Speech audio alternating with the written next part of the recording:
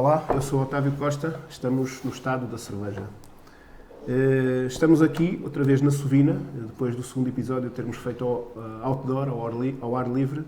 Estamos outra vez na Sovina e estamos também com um tema óbvio e que tem muito a ver com também o ADN onde a Sovina está inserido neste momento. A Sovina faz parte de um grupo de cultura completamente imerso na cultura do vinho e, obviamente, que a Sovina também tem um caminho a fazer, porque a cerveja, hoje em dia, também tem muito a aprender com o vinho. Eu penso que o vinho também terá muito a aprender com a cerveja, mas vamos por partes. O mais velho é que manda e o vinho, neste caso, tem uma cultura bastante ancestral. Não que a cerveja também não tenha, mas a cerveja começou a despertar para novas coisas, novos ambientes, novas atmosferas, muito recentemente. Portanto, vamos dar a primazia de conhecimento em relação ao vinho em tudo o que vamos falar sobre hoje. Ao meu lado tenho o Fábio Torre. É uma novidade também, é a apresentação dele como cervejeiro da Sovina. Portanto, oficialmente, não sei se será a primeira vez que se vê, mas que se vê pelo menos, não é? Que se ouça, já se ouviu em todos os cantos de Portugal. Sim. Mas que se veja, é a tua estreia oficial na visibilidade. Exato. É alguém que eu pessoalmente conheço há uns anos e que acho que vai trazer um contributo imenso, enorme, não só para a Sovina como organização, mas também para a cerveja em Portugal. Aliás, como muita gente que tem vindo, o Fábio é brasileiro, já está cá há uns tempos e como muito tem contribuído toda esta vinda de brasileiros, deste conhecimento do Brasil para Portugal. Também tem sido muito útil. Temos também o Zé Luís Moreira da Silva, que é o enólogo da Quinta dos Mursas e agora também da Quinta do Amial, que também pertence ao universo do Grupo Esporão. Basicamente, o óbvio aqui está no tema onde é que as coisas se cruzam. Vamos falar de muitos assuntos, mas obviamente há aqui aquele que é o cerne da questão. Vou passar ao Zé Luís primeiro, porque é mais antigo. O vinho tem mais apesar de não fama, ser. O vinho tem mais fama de antigo. Zé Luís, quando esta chance, esta oportunidade de trabalho com este campo, que suponho não seja assim tão familiar a quem trabalha diariamente com vinho, suponho que fez confusão ou criou aqui uma expectativa em relação a coisas novas e a ser novidoso? Foi muito mais isso. Eu acho que, claro que há sempre uma expectativa enorme quando temos a possibilidade, não é, de entrar mais dentro do negócio que estamos um pouco fora. É verdade, eu vejo que o vinho e a cerveja têm muita coisa em comum, mas são, enfim...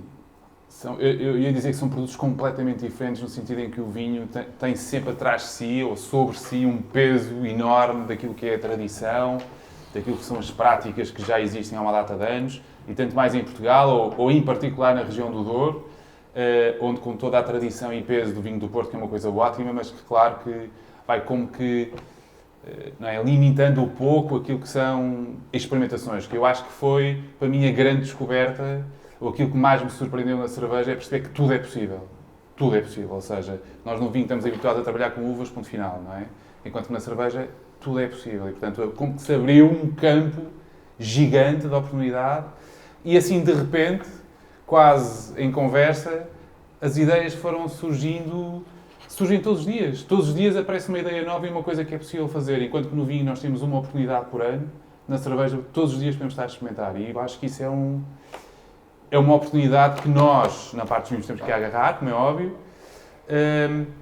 e acho que ao mesmo tempo a cerveja pode vir a ganhar com o facto, obviamente nos vinhos, a coisa sendo mais pesada, enfim, é mais, eu não vou dizer rigorosa, porque parece que a questão da cerveja não é, mas é mais objetiva, talvez? Ou tem um propósito mais objetivo, acho eu?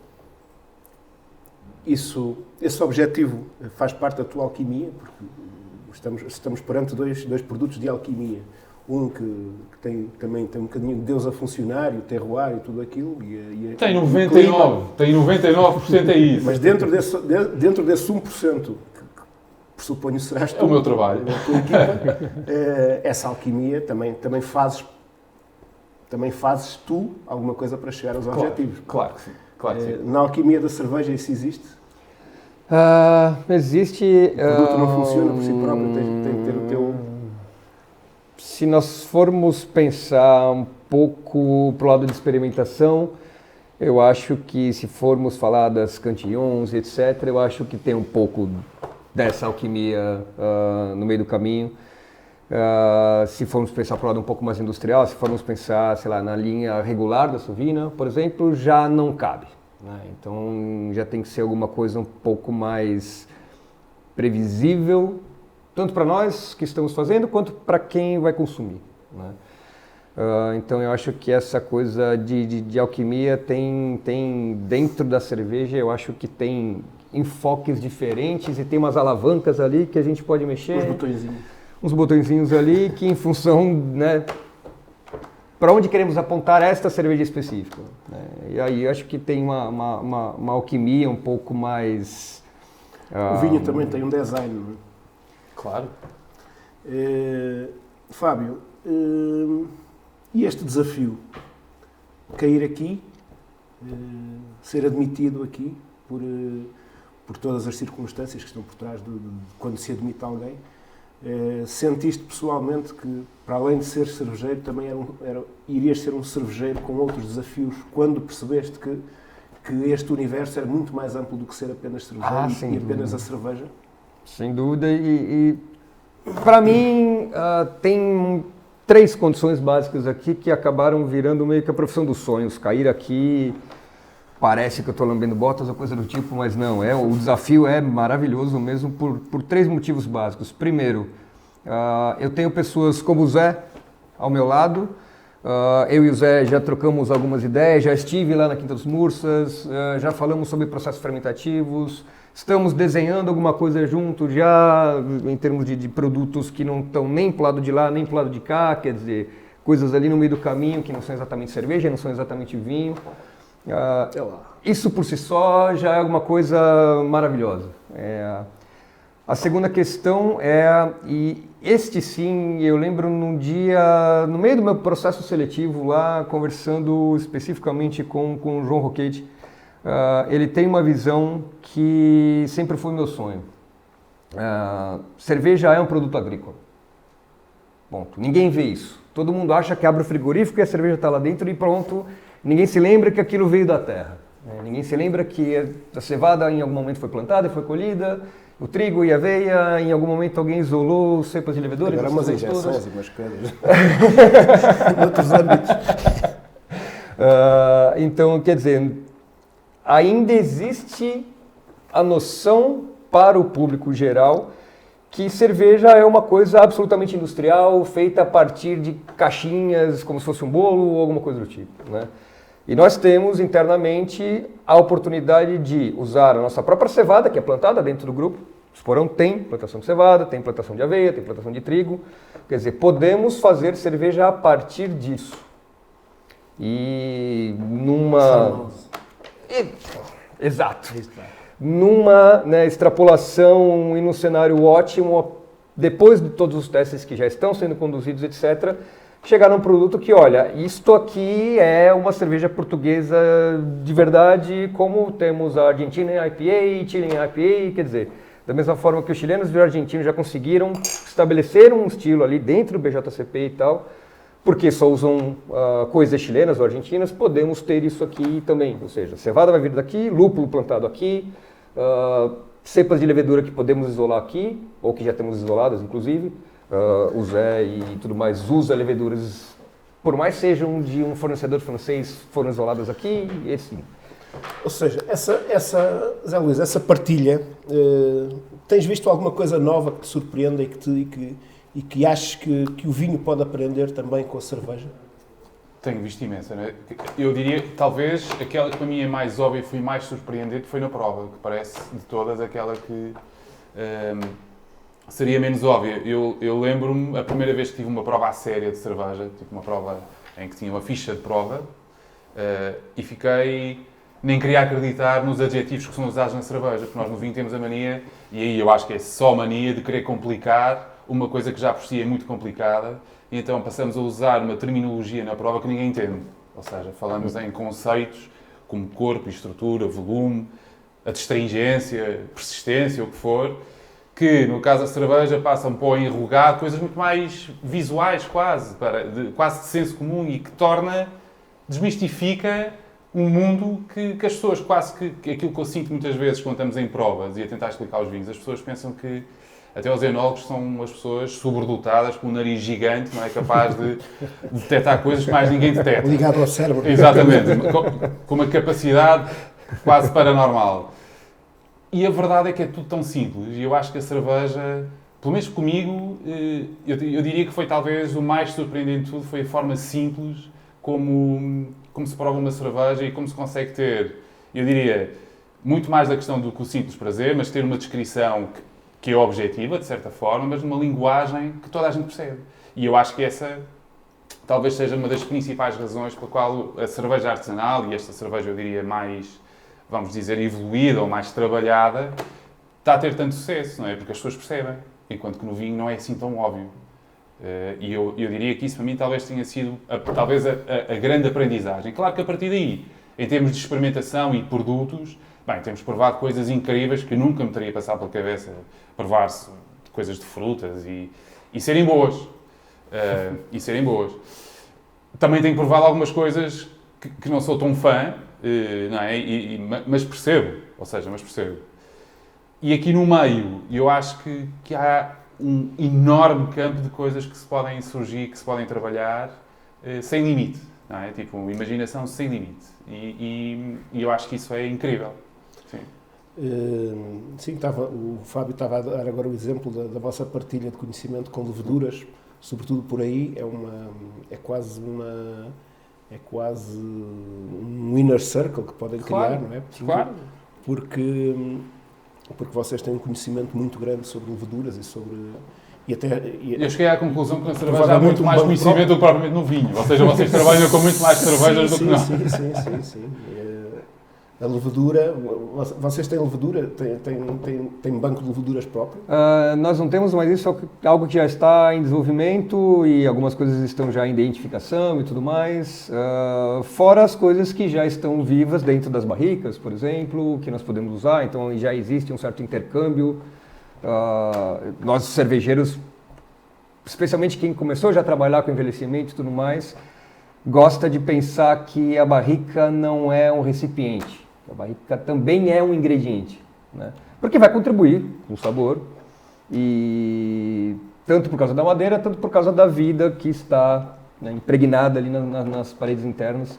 Então esse é um projeto que ao longo desse ano aí nós vamos tentar isolar algumas leveduras e, sei lá, ir até a Quinta dos Mursas, por exemplo, e colher lá direto leveduras das vinhas, na época mais adequada para isso, ou coisa do tipo. E é um trabalho lento, é um trabalho um tanto moroso, porque a coleta em si não é exatamente simples, né? Porque você vai lá com a zaragatua e coleta ali, sei lá, alguns milhares de células. Até propagar aquilo lá para conseguir fazer um teste de cerveja demora ali um certo X dias, que pode ser de 2, 3 semanas. E aí depois tem o tempo de fermentação disso na cerveja, quer dizer, é um teste que cada teste desse dura aí 50 dias. Então eu trabalho pro ano inteiro, mas sim, é algo que já está em andamento e felizmente dentro da estrutura do esporão como um todo nós temos um laboratório, temos vários laboratórios completíssimos. Por exemplo, em termos de oportunidade, não só para organicamente e na construção de cervejas, vocês têm a possibilidade de também ter o ADN da própria Quinta dos Mursas, ou do Anial, ou até do Esporão, também para aquilo que se quer fazer sobre a Portuguese Grey Pale, não é? por exemplo. Não só apenas conhecimento e orgânica de construção, mas também... Terroir da coisa, a cerveja com terroir. Um estilo próprio, com o 100% do círculo fechado. As uvas também são vossas. Exato. Isso é uma daquelas... É um dos grandes hypes que toda a gente, nos últimos 3 anos, nomeadamente os americanos, estão completamente loucos da vida e por isso, sim, tudo sim. isso. Já há festivais apenas de Spontan, Wild Things e as sours, sobretudo, os bretes. Tudo isso contrapondo um bocadinho com aquilo que, por vezes, estou com pessoas mais formatadas dentro da indústria cervejeira e que falam de que essa bicharada que toda a gente fala, que o Luís falou há bocado também, toda essa bicharada que não é... Quem está mais formatado dentro daquela onda industrial, eu às vezes tenho conversas com pessoas que estão dentro da grande indústria cervejeira e eles acham isso uma coisa impressionante porque não é, no fundo, standardizada e controlada. Se eu tenho um produto que ainda está vivo e que tem ali qualquer coisa que... Não é? Qual é o entendimento disso no vinho? Porque o vinho também é assim, o vinho também continua a viver. Claro. Bem, podemos entrar aqui num campo complicado de discussão. Claro que Aviso sim. já. Claro que sim, e na cerveja também. Mas esse campo de discussão é exatamente o campo de discussão que, para o bem ou para o mal, ou com razão ou sem razão, também se tem alguém que já está muito formatado na indústria e que não consegue... é super atual, porque está... Que não concebe que uma coisa destas tenha uma vida e não tenha sido interrompida para servir exatamente ao cliente. Isso é um tema muito mais de debate, mas do ponto de vista de oportunidade, o estar vivo é um sinal de quase de exclusividade de um produto único. De acordo. Estou de acordo. Agora, vou fazer primeiro 2 ou 3 considerações sobre isso. A primeira, e falando especificamente nos vinhos, eu acredito que os vinhos devem ter uma origem muito particular e devem ser a expressão dessa origem. Ponto número 1. Ponto número 2, e falando o que é agora esta tendência do que são os vinhos naturais, a ausência de intervenção, não é, no fundo, e esta coisa mais funky, de espontâneas e o que for, pode levar a desvios que comprometem o que é essa expressão de origem, a meu ver. E ponto número 3. Há coisas que são mesmo funky e podem ser engraçadas por isso, mas não passa disso. Em termos qualitativos, eu acho que a qualidade não está lá e, acima de tudo, sendo um técnico, tendo a avaliar primeiro os defeitos. É um defeito de técnico. Ou seja, quando está com um vinho à frente, sou incapaz de fazer uma prova completamente descomprometida. Não. A primeira reação é o vinho tem defeitos ou não. E se o vinho tiver defeitos, eu não sou capaz de o provar da mesma forma. Portanto, o vinho com, por exemplo, Brett, eu não sou capaz de o beber. Dito isto, há 5 anos atrás era intolerante. Era intolerante e achava que não havia outra possibilidade. A verdade é que, com o tempo, tenho percebido que a qualidade, o que nós definimos o conceito de qualidade, pode ter imperfeições. Sendo que essas imperfeições não podem comprometer, a meu ver, o que é a expressão de origem. E neste caso particular da Brett, eu acho que compromete completamente o que é a expressão de origem. Ou seja, interfere com a fruta, interfere com uma expressão mais... É complexo, mas não é próprio da uva, digamos assim. Okay? E dito isto, eu acho que é preciso ver com algum cuidado, ou eu pelo menos tenho sempre algum cuidado a ver esses movimentos. Ou seja, nós trabalhamos com leveduras espontâneas, na Quinta dos Mursas, já não trabalhamos com leveduras comerciais no que é a nossa gama de vinhos de quinta.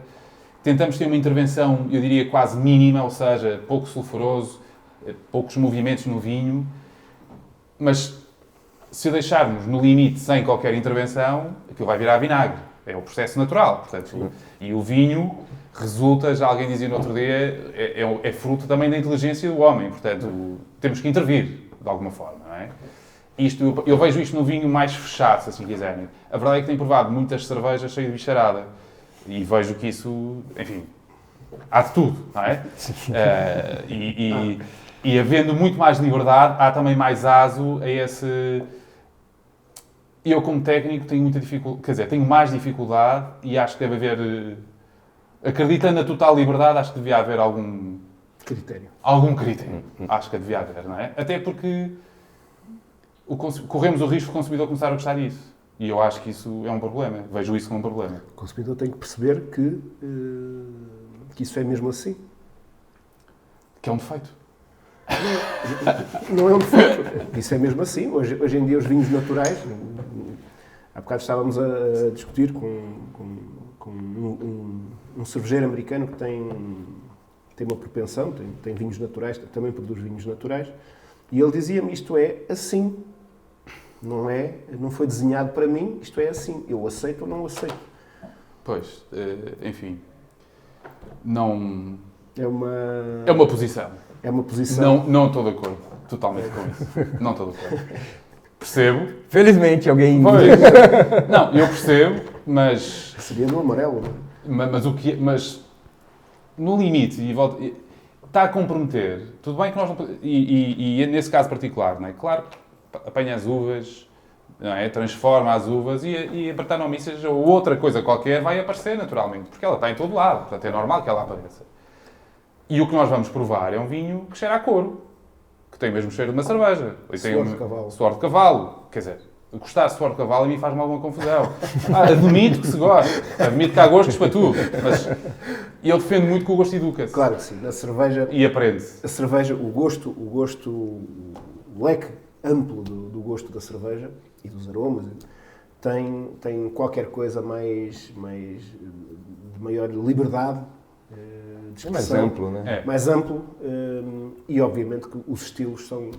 Mas vejo esse leque, não é? No Sim. fundo, esse campo enorme, como ao mesmo tempo perigoso, não é? De repente perde-se um pouco o que é. Aliás, perde-se basicamente. Eu experimentei algumas. Há bocado referimos que vai já a festivais apenas para este tipo de cervejas. Mas não há para vinhos naturais. E eu estive a experimentar das 200 e tal cervejas de um festival que vai haver agora na Dinamarca, estive a experimentar cerca de 70 coisas diferentes. E aquilo, eu pessoalmente, em gosto pessoal, basicamente aquela análise de teste, eu não sou técnico de nada, mas consigo apreciar, e aprendi a apreciar algumas coisas, realmente há qualquer coisa que eu posso identificar como tem uma qualidade tremenda de uma ponta à outra, mas que começa a ser complicado perceber se esta ou esta do lado tem mais critérios do que... Confunde-se tudo. O tema wild é um tema com bastante falta de critérios. Sobretudo nas fruit sour, naquelas que têm a fruta consegue transmitir muitas outras coisas que apenas uma sour, que é... Eu dei-te o exemplo, nós fizemos uma sour de Diospiro e aquilo não apanhou o Diospiro. O Diospiro é uma fruta sem caráter. E dali não nasceu nada, apenas um sorvo sour. Uma coisa sour que aquilo não interessa a ninguém, é uma coisa banalíssima, normal. Ou seja, aquilo precisa de um twist. Esse twist é que é aquilo que fará com que esta wild ou esta sour, conforme quisermos chamar, tenha realmente qualquer coisa mais do que as outras. Quando experimentas 70 cervejas, sour, wild, spontan, seja lá o que for, as lambic, não encontras padrões que tecnicamente, se calhar no vinho, tu encontras padrões Pois, há mais uniformidade. de conduta, não é? Na cerveja, já por isso são produtos completamente diferentes, não só na sua natureza, mas são produtos completamente diferentes. Mas é engraçado porque já te chegaste, imagino que tenhas tido aqui ultrapassar um muro, saltar um muro, para perceber que este tipo de para ti é um defeito. Há bocado estavas a falar, porque isto é uma Overworks, que eu trouxe de propósito porque é feita com Sangiovese Grapes. Ou seja, também foi à cultura do vinho que se for. A culpa não é do Sangiovese. Não. A culpa não é da uva. Mas tu tiveste neste curto período de tempo em que estás a trabalhar com cervejas e que estás a trabalhar com o Fábio, também tiveste que passar para cá um bocadinho, saltar um bocado o muro. Isso fez-te confusão ou já conseguiste abrir algumas janelas para que isto não te faça tanta confusão como a inicial? Algumas coisas já. Há outras que continuam um bocado intransigentes. Fábio, estás a trabalhar mal. Tens de converter um homem a evangelizar. Não, eu acho que é mais um... Enfim, é mais quase que começa-se a transformar mais numa crença que outra coisa, não é? A determinada altura. Mas eu, pessoalmente, faz-me confusão o cheiro a cavalo, faz-me confusão o couro. Não gosto. E, portanto, uma coisa que me cheira a isso... Mas, por exemplo, esta, faz uma nota de prova tua desta. Cheira a cavalo. O único descritor. Eu acho que não. Tem muito mais que isso. Por isso é que eu estou a beber. Não é? Eu acho que tem um toque de Brett, mas tem muito mais que isso. Muito ligeiro. Mas tem muito mais que isso. Ou seja, eu acho que tem uma complexidade, não é? E aí vem da uva, de certeza. Não, eu acho que vem da mão de quem a fez. Claro que sim. Vê-se que aqui, claramente, lá está, a questão da complexidade, não é? Eu acho que sente alguma fruta, tem um lado muito fresco, quase que é no nariz, não é? Que se sente, e ela tem uma acidez na boca incrível. Tem este toque, para mim, de cor, mas que é, neste caso, nesta cerveja, é completamente... Ela foi depois a descansar, a envelhecer, se quisermos chamar envelhecer, é uma barrica de vinho tinto. Pois, é normal. Os vinhos italianos têm muito disto. Portanto, é normal que ela tenha... Mas há aqui foram uvas Sangiovese crushed into a terracota ânfora. De qualquer forma, tudo isto, e numa perspectiva de és recente na empresa, és recente na condução de tudo aquilo que se produz na Sovina, e é curto o teu tempo ainda, mas esta primeira fase, este primeiro passo que deste aqui, percebeste que estar aqui ajuda a ampliar tudo aquilo que são as oportunidades quando tu pensas em fazer cerveja, em programas de fazer cerveja? Sim. O que eu te estou a querer dizer mais pés na terra é, eu ia fazer uma Weiss e tinha planificado fazer uma Weiss, uns perfis, mas com isto, a Weiss vou fazê-la, mas já me lembrei que posso fazer uma Weiss com um tratamento diferente. Posso fazer uma Red Ale e depois posso ter esta oportunidade. Isso entra no teu plano, obviamente no teu e na administração? Tá, no plano da administração, tá dentro de tudo que foi planeado para esse ano em termos de lançamento de produtos novos, etc. E ter esses recursos todos aqui à disposição, as barricas, as leveduras, as trocas de ideias com o Zé ou com quem quer que seja, isso tudo me permite uma liberdade. Por exemplo, nossa receita da Sovina Trigo. Uma das coisas que eu fiz, aliás, amanhã é dia de produção de trigo, especificamente. Uma das coisas que eu posso me dar o luxo aqui vamos fazer quantos litros? Vamos fazer 1.000 litros. Então tá, não vamos fazer 1.000, nós vamos fazer 1.250. Os final runnings ali, o final que vai estar ali na casa dos bem baixo em termos plato, não vou entrar na tecnicalidade da coisa, mas eu posso fazer um excedente dessa cerveja e pegar esses 250 litros a mais e colocar numa barrica e transformar isso numa Berliner Weiss de raiz, a partir da receita da trigo. Então, assim, gera uma parte ali com menos lúpulo, porque a bicharada toda que vai estar ali dentro não é tolerante a lúpulo, etc.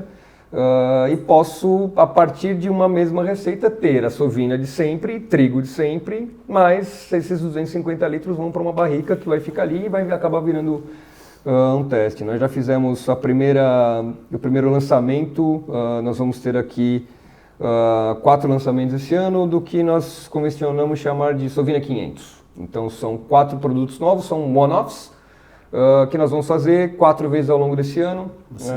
A primeira delas vai ser lançada agora em março. E nós fizemos uma receita de 500, chama Sovina 500 porque são 500 litros. E eu fiz 750. 250 desses litros foram para uma barrica específica. E foi lá a bicharada toda, e tem lá brete, e torolaspora, e espora, e pichia, e todas as outras coisas, toda a bicharada que o Zé não gosta, isso tudo já está lá dentro. Então, há a oportunidade, e isso está no pipeline de coisas a serem lançadas, coisas que vão ser praticamente só funk, por assim dizer, vão ser só wild, mas eu também posso me dar o luxo de tirar, mesmo que seja uma Pilsner, tirar uma Pilsner de lá e ao invés de fazer, sei lá, 2.000 litros, fazer 2.500 e pegar 500 desses e fazer testes com as leveduras, etc. Então é uma forma de ser, digamos assim, disciplinado em termos do 5, né? Trigo, Pilsner, Amber e Stout. Essas 5 tem que ser consistentes, tem que ter consistência lote a lote, ou seja, cada um dos lotes tem que ser igual ao outro e... Ok, então tem uma parte disciplinada, mas nós temos aqui dentro do grupo recursos para quebrar um pouco dessa disciplina e falar, ok, se a gente sair desse produto regradinho, disciplinadinho e colocar um bichinho a mais, ou colocar numa barrica, ou coisa do tipo, para onde é que a gente pode ir? Né? Então, é uma certa amarra ter as 5 cervejas da linha, mas que é muito fácil deturpar essas amarras e fazer esses testes todos e pegar a bicharada toda que nós temos acesso aqui. Por exemplo, a fermentação malolática. O Zé, particularmente, fermentação malolática é uma coisa que teoricamente só se faz em vinhos e se usa a bicharada quando quer fazer de uma forma controlada. Enococos e uma série de outras coisas. Uma das vertentes do trabalho, e foi uma das primeiras conversas que eu tive com o Zé, quando a gente sentou para falar de cerveja, o meu mote hoje é: vamos fazer vinho a partir de cevada e vamos fazer cerveja a partir de uva. Né? Vamos pensar as coisas ao contrário. Já que pode, já que tem os recursos todos, já que isso tudo está aqui à disposição e de forma tão simples e tão transversal ao grupo inteiro, então vamos pensar as coisas todas ao contrário. Ainda que tenha que seguir a disciplina das 5 cervejas, vamos falar 6 para colocar a Bock. Então, ainda que nós tenhamos que ter essa disciplina, tem todo um campo aberto para o lado aí, e é isso que está sendo a base. Naquilo que dizíamos há bocado, que isto é um hype tremendo nos últimos 3 ou 4 anos, nos americanos, toda a malta está a fazer. Ter este património que temos cultural do vinho é um grande ponto de partida para quem começa com cerveja a fazer todos estes cruzamentos. Sim. Que lá fora vê-se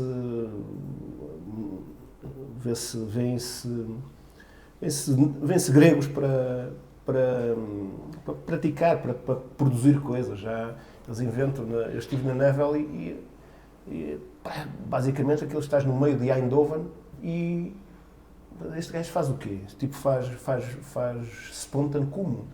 Faz spontan. É uma coisa, estás em Eindhoven, na terra da Philips, e depois o gajo está a fazer spontans. Aqui, com este património e dentro deste universo da produção de cerveja, penso que é uma mais-valia enorme, é uma mais-valia que todos nós vamos ver e querer ver, porque a Sovina vai começar a pôr estes produtos no mercado, quando eles estiverem prontos, e é uma mais-valia toda esta união destas duas culturas. Sim.